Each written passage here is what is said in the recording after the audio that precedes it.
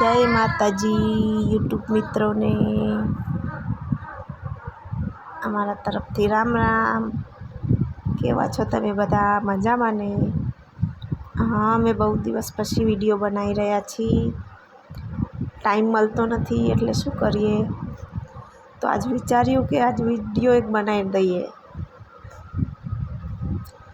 Comment like આવતા નથી subscribe बढ़તા, એટલા માટે પછી એવું થાય છે કે નથી બનાવવા વિડીયો। પણ તોય આજે એવું લાગ્યું કે ચલો આજ તો પછી ફરીને એક વિડીયો બનાવી લઈએ। તો આજની જે વાત છે ગરીબ અમીરના વિશેની આ વાત છે। તો સાંભળો ગરીબ અને અમીરની કહાનીની વાત।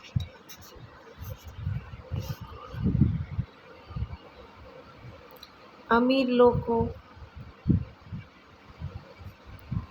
પૈસાની કદર કરે છે અને આપણે લોકો આપણે ગરીબ લોકો પૈસાની કદર કરતા નથી। આપણે એ માટે કદર નથી કરતા કે ઘરમાં પૂરતું અન્ન ભરાવવું પડે છે। ભલે થોડું થોડું લઈએ તો બી આપણે રોટલી જો 5 બનાવવાની હોય એની જગ્યાએ 10 બનાવી દઈએ છીએ। એટલા માટે પછી એ ઘરમાં ખવાતી હોય એટલી પરિવારમાં ખાય, બીજી કૂતરાને ને ગાયને નાખી દે છે।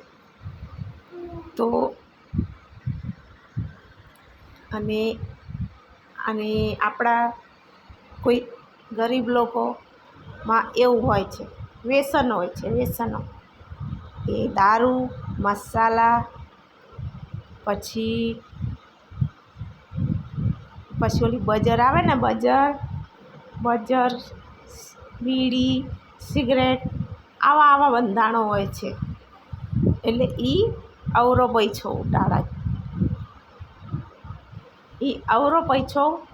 ઉડાડે, છે એવું સમજવાનું કે અવરો પૈસો જ ઉડે છે, સમજવાનું જ છું, પણ હકીકતમાં એ અવરો પૈસો છે। અવરો પૈસો છે એમાં ચેક પુણ્યનો બી પૈસો જાય છે। અમુક પૈસો પુણ્યનો જાય છે તો એક ખરા એ અવરો પૈસો ના કહેવાય, આપણે બી માનીએ છીએ। પણ આપણે થોડાકમાં થોડુંક લાવી, પણ આપણા પાસે બચતું નથી, ગમે એમ બચાવો તો તમે ગમે એમ મહેનત કરશો તો તમારે ગરીબ જ રહેશો। એનું કારણ એ છે કે આપણે અન્નની કદર નથી કરતા। અને અમીર લોક અન્નની એવી કદર કરે છે કે એમના ઘરમાં 5 જણ ખાવાવાળા તો એની રોટલી 3 જ થાય છે। કૂતરાને નાખે એ બી નથી વધતું એમની જોડે। તો એટલા માટે અને એમની જોડે 1 રૂપિયાનો પણ હિસાબ હોય છે। ચાલો કે આપણે દૂધવાળા પાસે ગયા, દૂધવાળાને કીધું ભાઈ એક નાની વાળી થેલી આપી દે અમને દૂધની। એ દૂધની થેલી લીધી આપણે, કે ભાઈ 12 રૂપિયાની 12 રૂપિયા દીધું, આપણે એને 15 રૂપિયા આપ્યા હોય। 20ની નોટ આલી હોય, ચાલો 20 રૂપિયા આપવા પડે, 10ની નોટ હોય તો 2 અને 20ની હોય તો 1। હવે આપણે એ 20ની નોટ એને દઈ તો એ દુકાનવાળો તો એને ફાયદાની જ વાત કરશે કે ચાલો બીજું બોલો એટલે તમારે પાછા દેવાના આવે નહીં, એને તો પાછા પૈસા દેવાના આવે નહીં, એટલે એ એમ કે ચાલો બીજું બોલો એટલે 20નો મેળ થઈ જાય।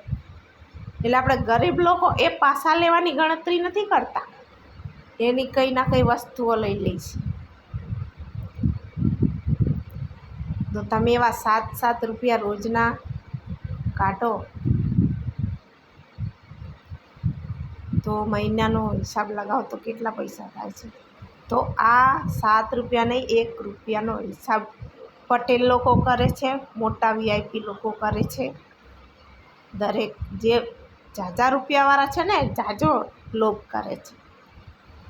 એટલા માટે એમની જોડે અમીરી છે આજ, અને આપણે લોકો ગરીબ છીએ એટલા માટે કે આપણા આંગણે આવેલું કૂતરું કે ગાય ભૂખી ના જ આવી જોઈએ.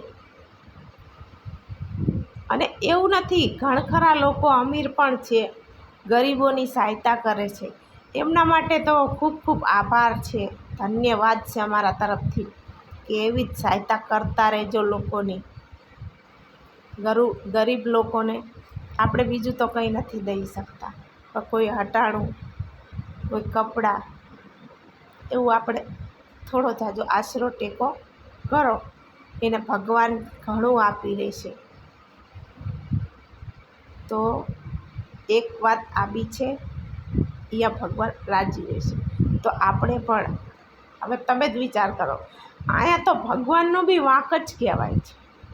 કહો કે કેવી રીતે ભગવાનનો વાંક? ભગવાનનો વાંક એટલી જ રીતે કે ગાય અને કૂતરું અબોલ જીવ છે, એ ભૂખ્યું થાય છે તો એને એ બોલી નથી શકતું કે મને રોટલો આપો. આપણે ગરીબ લોકો સમજીએ કે આપણને ભૂખ લાગે તો એને લાગે, એટલા માટે આપણે ગાયને ચારો અને ભૂખ અને કૂતરાને રોટલો નાખીએ એની ભૂખ શાંત કરીએ છીએ. કે બાકી લોકો અમુક એમના ઘરના ઢોરની સેવા સાકરી કરતા હોય છે, પણ અમુક લોકો પૈસાવાળા આજ બી ત્યાંથી આપણે વિચાર કરીએ છીએ કે આપણે ગરીબ અને એ અમીર. એટલે ભગવાન આપણને જ ગરીબ રાખે છે અને અમીર એમને જ બનાવે છે. એટલે આ જમાનામાં કંઈક સત્ય છે તો સત્ય બી નથી. તો કોણ અમારી વાતથી સહેમત છો? તો અમારી વિડીયોને લાઈક શેર જરૂર કરી દેજો. કોમેન્ટમાં જરૂર જણાવજો અમારા વિડીયો તમને આજનો કેવો લાગ્યો, અને સબસ્ક્રાઈબ કરજો. અમારો જાજો શેર વિડીયો કરજો. જેવો સબસ્ક્રાઈબ કરે, શેર, લાઈક બોલશે એવા અમે તમને આ રીતના સમજણના વિડીયો નવા બનાવીને સંભળાવતા રહીશું. તો જય હિન્દ, જય ભારત, જય માતાજી, હર હર મહાદેવ.